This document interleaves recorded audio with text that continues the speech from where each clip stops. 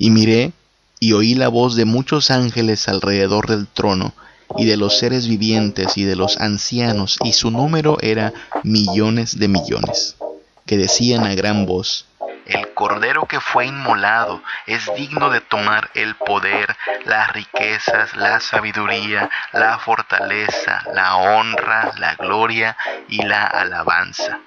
Y a todo lo creado que está en el cielo y sobre la tierra y debajo de la tierra y en el mar, y a todas las cosas que en ellos hay, oí decir: Al que está sentado en el trono y al Cordero sea la alabanza, la honra, la gloria y el poder por los siglos de los siglos. Los 4 seres vivientes decían: Amén, y los 24 ancianos se postraron sobre sus rostros y adoraron al que vive por los siglos de los siglos.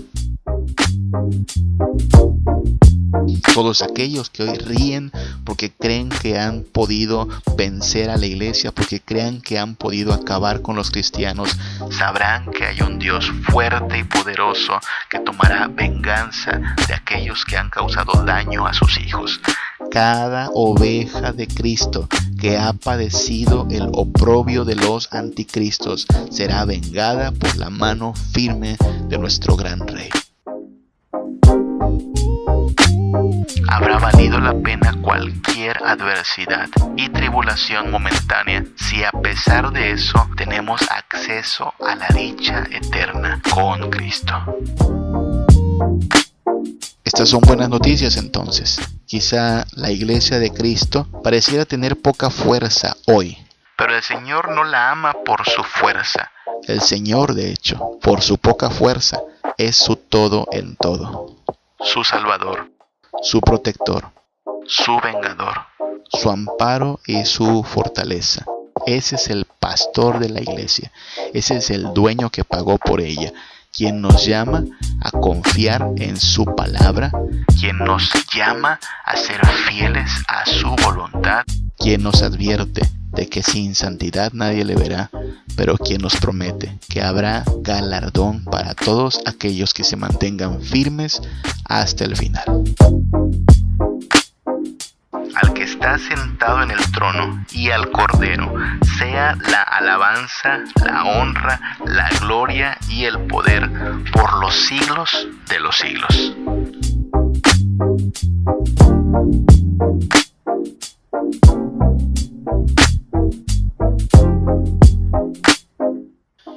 Buenos días, buenas tardes, buenas noches.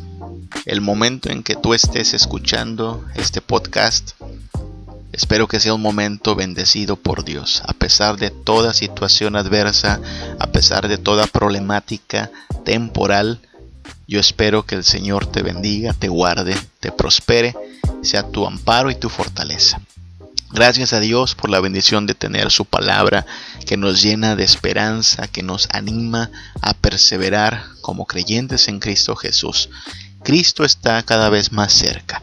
Está hoy más cerca de lo que lo estuvo ayer y cada día se acorta el tiempo de la cuenta regresiva para el momento en el cual la iglesia pueda encontrarse cara a cara con su Señor. Yo espero que tú estés allí, yo espero estar allí y espero que juntos podamos alegrarnos en aquel que ha prometido cumplir cada una de sus promesas, darnos un cielo nuevo, una tierra nueva y delicias a su diestra para siempre.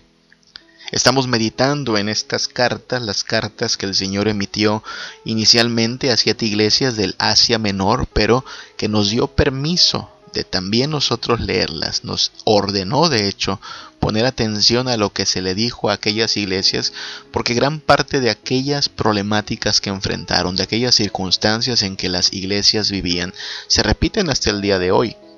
Siglos después, más de 2000 años después, la iglesia sigue enfrentando oposición, la iglesia sigue estando bajo ataque, sigue siendo o tratando de ser seducida por los deleites de este mundo, sigue habiendo gente que llamándose cristiana en realidad es todavía impía y por lo tanto la iglesia sigue llamada a la fidelidad, a la santidad, a la devoción, a la perseverancia. Cristo quiere que su iglesia sea firme y perseverante hasta el final. Él es el dueño de su iglesia. Por cierto, un saludo a la Iglesia Príncipe de Paz, mis hermanitos de la Iglesia Príncipe de Paz, donde tengo el gran privilegio de ser un pastor, el pastor. A veces nos referimos a la iglesia como la iglesia de fulano, la iglesia de sutano, y a veces así he escuchado que alguien llega a decir de Príncipe de Paz, ¿no? La iglesia del pastor Samuel. No, yo no soy el dueño, ni ningún pastor es el dueño de la iglesia. Quizá podemos influir y esperamos influir para bien en la iglesia, pero el dueño de la iglesia es Cristo. Él la compró, Él dio su vida por ella, Él la pastorea perfectamente todo el tiempo. La iglesia está segura porque Cristo es su Señor, su dueño.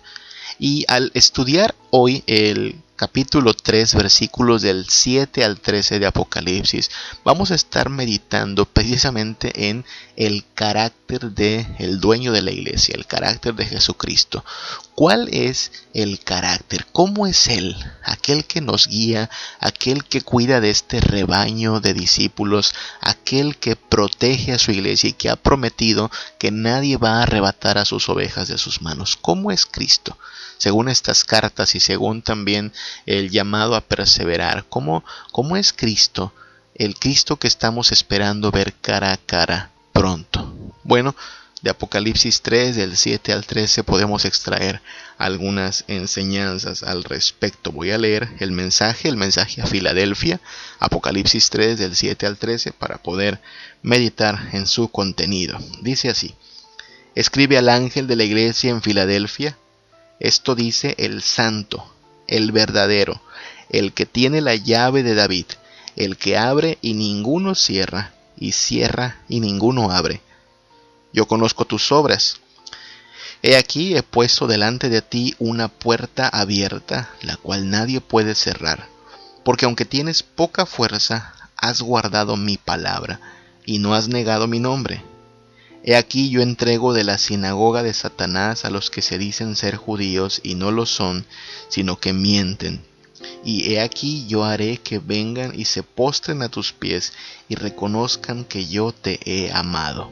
Por cuanto has guardado la palabra de mi paciencia, yo también te guardaré de la hora de la prueba que ha de venir sobre el mundo entero para probar a los que moran sobre la tierra.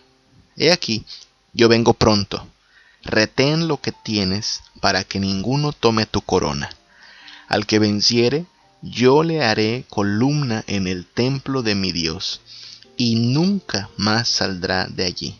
Y escribiré sobre él el nombre de mi Dios y el nombre de la ciudad de mi Dios, la nueva Jerusalén, la cual desciende del cielo, de mi Dios, y mi nombre nuevo.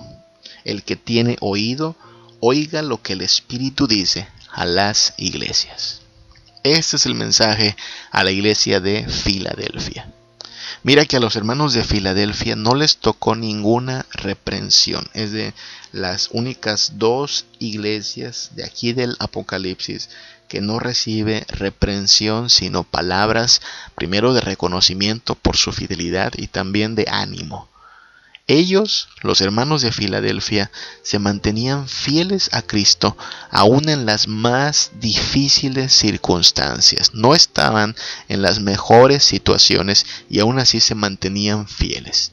Quizá era poca su fuerza, según nos lo dice el versículo 8. Tenían poca fuerza. Y esta poca fuerza quizá es la que le había ayudado a aferrarse al Evangelio, porque es algo común. Que cuando confiamos en nuestros propios recursos o nuestra supuesta importancia, Cristo podría volverse un asunto secundario. Pero cuando no tenemos nada, cuando somos débiles, cuando nos descubrimos frágiles e insignificantes, no nos queda más que aferrarnos a Cristo como nuestro todo en todo. Siempre ha sido así. No son los justos, sino los pecadores quienes se rinden al Evangelio. ¿Te acuerdas de los fariseos? Ellos se veían como justos, se veían como perfectos. Y esa arrogancia es la que les mantenía lejos de Cristo.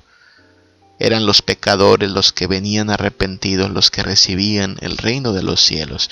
No son los ricos de este mundo, ni los grandes, ni los influyentes, sino los pobres en espíritu, quienes atesoran el reino de los cielos como su mayor ganancia. No es quien se aferra a su gran vida el que resulta ganador, sino el que está dispuesto a perderla por causa de Cristo. Ese será el que reciba todas las cosas por añadidura. Así es que la iglesia de Filadelfia era una iglesia quizá pequeña, al menos por el versículo 8 de Apocalipsis 3 sabemos que tenía poca fuerza. Quizá iglesias más fuertes, más vivas, entre comillas, más influyentes, le habrán visto con menosprecio. Yo veo que eso pasa en nuestro contexto también. Ves una iglesia que apenas tiene para pagar sus cuentas, que tiene un templito, que no tiene una gran banda musical, y tristemente muchas iglesias hermanas vecinas le podrían mirar así como: ay, pobrecitos los hermanos, tienen tan poquito. Y ese es gran parte del problema de dejarnos llevar por las apariencias. Porque el Señor no se anda por las apariencias. Lo que Él está buscando es una iglesia que tenga, pues sí, debilidad, para que su fortaleza venga solo de Él. Y no, al Señor no le va a impresionar ni nuestra tecnología, ni nuestra arquitectura, ni nuestras finanzas, ni nuestros programas. Él quiere una iglesia fiel. Lo demás Él lo añadirá.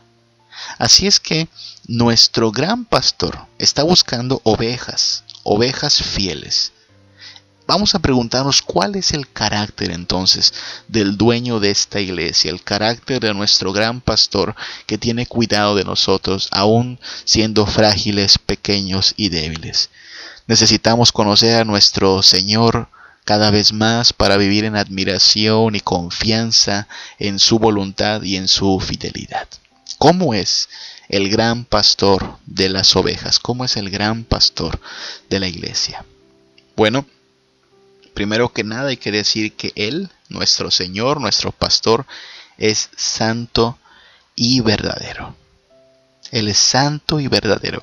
Así se presenta en el versículo 7 y así lo muestra la Biblia, de principio a fin.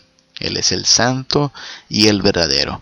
Incluso los ángeles hablan día y noche de su santidad. ¿Te acuerdas? Isaías 6:3 nos muestra a seres angelicales diciendo día y noche: santo, santo, santo, el Señor. Por lo mismo que Él es santo, Él es supremo en todo sentido. Sus pensamientos no son nuestros pensamientos. Su condición es sublime y trascendente. Según Isaías 55 del 8 al 9, Él está muy por encima de nosotros. Y por lo tanto, su palabra es siempre verdad. No hay error en ella, no hay mentira, no hay vacilación. ¿Qué desea nuestro pastor entonces? Si Él es santo y verdadero, ¿qué desea nuestro gran pastor? Bueno, Él espera que su rebaño sea santo, como Él mismo es santo, y que nos sometamos a su palabra de todo corazón. Él quiere que su palabra sea norma de nuestra vida. Norma a la cual nos sometamos con toda confianza, sin vacilación, sin pretextos, sin menosprecio de ella. Él quiere que su palabra sea lámpara a nuestros pies y lumbrera a nuestro caminar.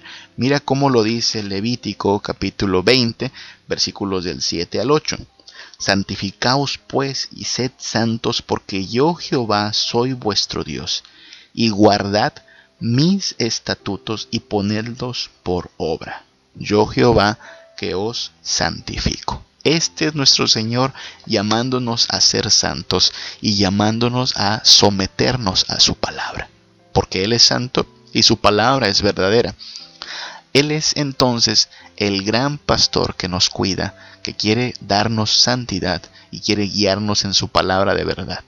Aparte hay que decir que nuestro Rey, es plenipotente. Esa palabra es un poco extraña, no la usamos mucho.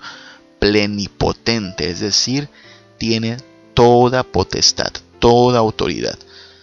Su voluntad se ejecuta sin problema.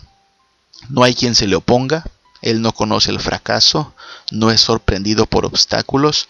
Lo que Él decreta, lo que Él dice, se cumple. Así nada más. En Daniel 4:35 dice la palabra de Dios que todos los habitantes de la tierra son considerados como nada y Él hace su voluntad en el ejército del cielo, en los habitantes de la tierra, y no hay quien detenga su mano y le diga, ¿qué haces? ¿Cómo ves? No hay quien le pueda reclamar al Señor y decir, oye, ¿por qué haces esto? ¿Por qué te comportas así? Él es plenipotente. Por eso, como dice el versículo 7 de Apocalipsis capítulo 3, Él tiene las llaves. Cuando Él abre, nadie puede cerrar. Cuando Él cierra, nadie puede abrir. Él hace su voluntad. Nosotros podemos confiar en este poder soberano, todo abarcador de nuestro gran pastor.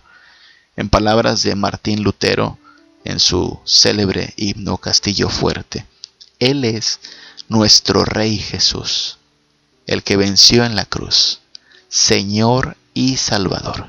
Y siendo Él solo Dios, Él triunfa en la batalla.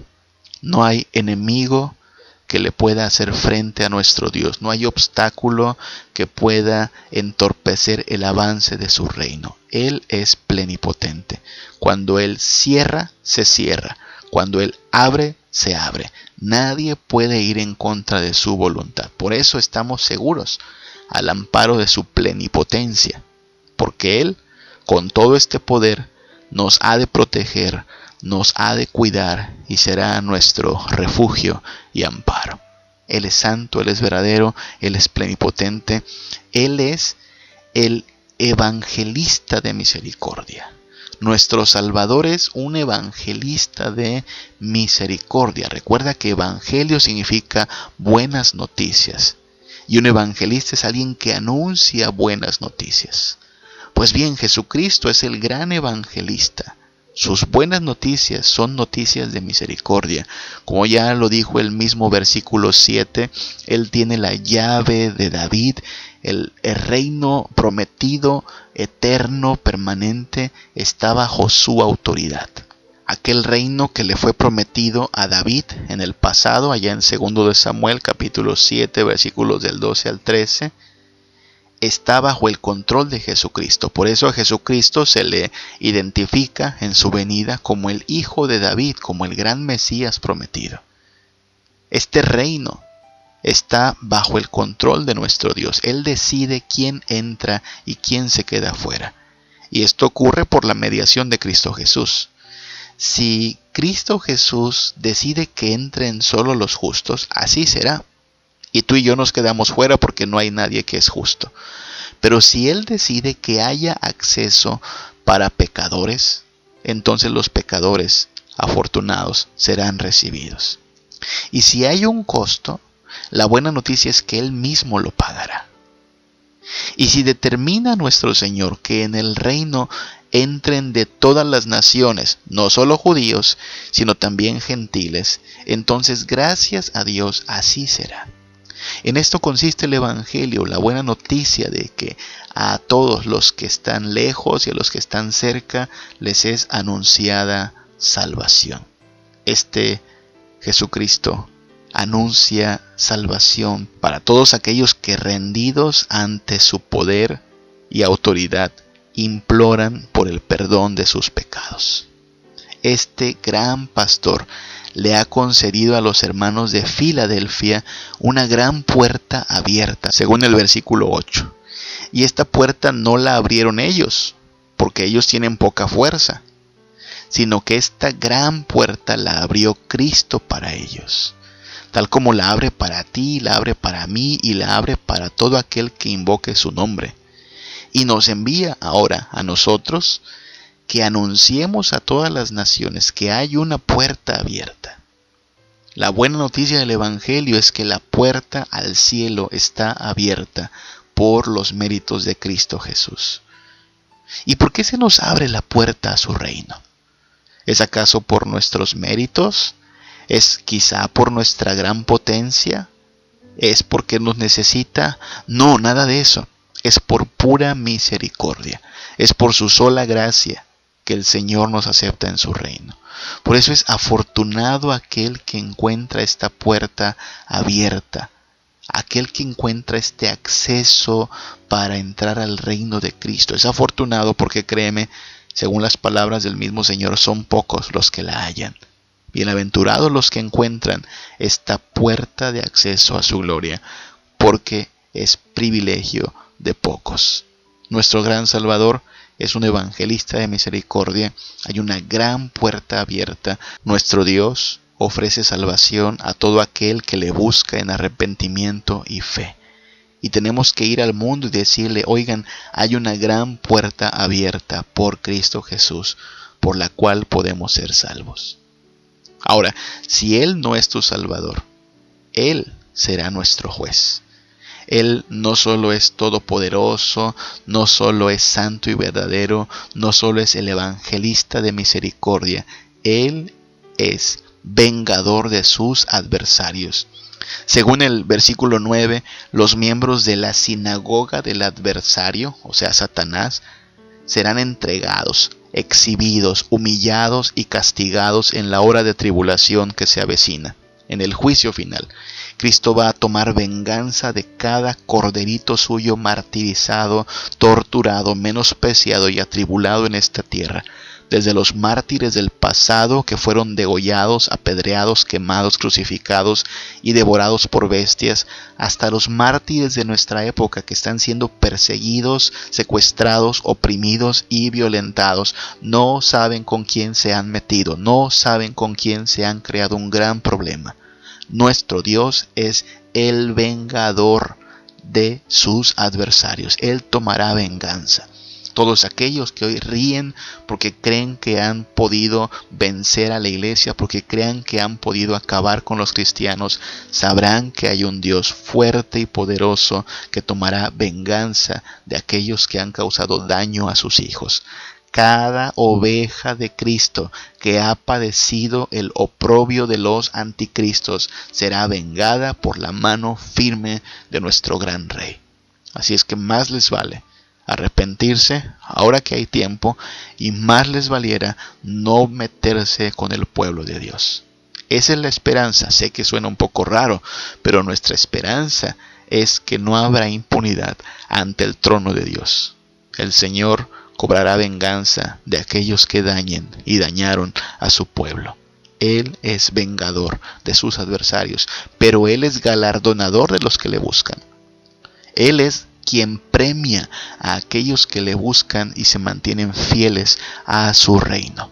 Si bien los enemigos de Cristo y de su pueblo serán objeto de la venganza del Señor en el día del juicio, los creyentes en su palabra y fieles a su voluntad serán galardonados con todo lo que se les ha prometido.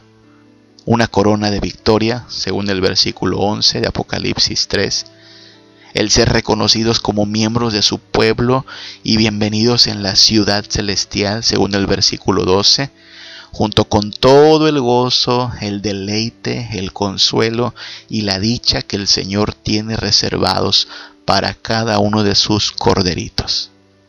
Quien busca estas riquezas eternas no será defraudado.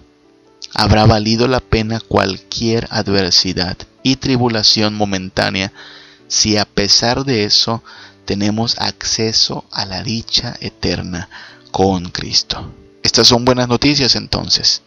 Quizá la iglesia de Cristo, la que se mantiene fiel, la que busca santidad, pareciera tener poca fuerza hoy, pareciera verse reducida. Pero el Señor no la ama por su fuerza. El Señor, de hecho, por su poca fuerza, es su todo en todo. Su Salvador, su protector, su vengador, su amparo y su fortaleza, su fiel pastor, que le guardará en todo momento, y en la hora del juicio solo le dará misericordia, gracia y salvación. Ese es el pastor de la iglesia, ese es el dueño que pagó por ella, quien nos llama a confiar en su palabra, quien nos llama a ser fieles a su voluntad, quien nos comisiona para decirle a la gente que hay una puerta abierta para salvación, quien nos advierte de que sin santidad nadie le verá, pero quien nos promete que habrá galardón para todos aquellos que se mantengan firmes hasta el final. Hasta el final, mi hermano, mantengámonos entonces firmes en obediencia a nuestro buen pastor, en sometimiento a su voluntad. Descansemos en su protección, disfrutemos su provisión y aguardemos el cumplimiento de sus promesas. Cada vez falta menos. Cristo volverá muy pronto. Estamos en cuenta regresiva.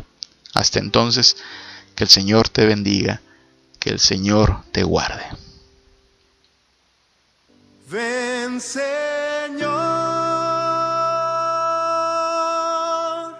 sí, ven, Señor.